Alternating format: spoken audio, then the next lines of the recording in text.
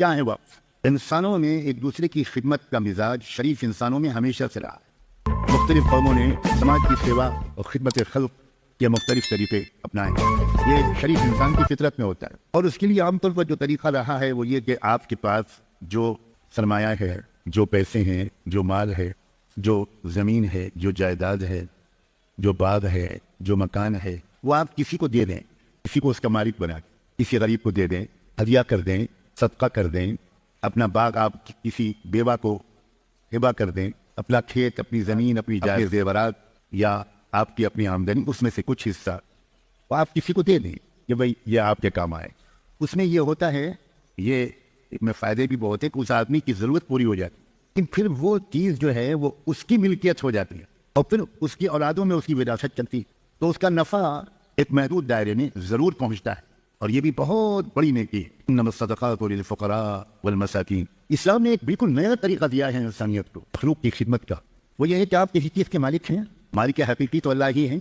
اس دنیا میں میری اور آپ کی آزمائش کے لیے عارضی طور پر اللہ نے ہم کو اس کا مالک بنا دینا۔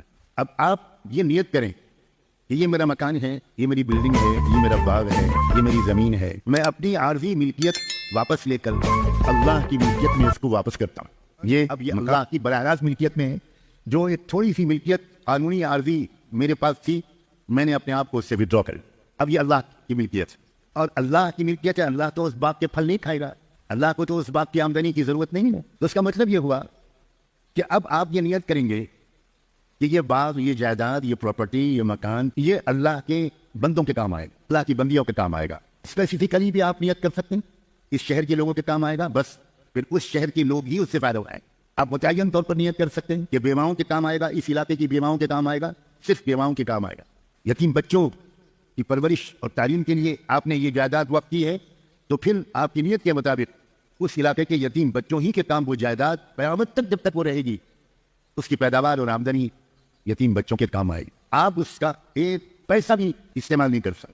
پچھلے قوموں کے اندر یہ باب نہیں تھا۔ یہ بڑا اضافہ ہے انسانیت کی ترقی میں، بہت بڑا حصہ ہے نظام وقف کا۔ پوری تاریخ بتاتی ہے، ہزاروں اسپتال بنے اوقاف کے ذریعے، ہزاروں مدرسے اور ادارے، تربیت گاہیں اور دارالاسلامی اور ہاسٹل یہ تعمیر ہوئے اوقاف کے ذریعے، مسجدیں بنی اوقاف کی زمینوں پر، ہمارے قبرستان بنے اوقاف کی زمینوں پر، لوگوں نے اپنی زمین وقف کی، اس زمین میں قبرستان بنائے گئے۔ سماج کی ترقی کا دار و مدار صرف حکومت پر نہ ہو، سماج کے شہری اپنی ترقی میں خود حصہ لیں، ان کا کنٹریبیوشن ہو، بہت خوبصورت اضافہ ہے۔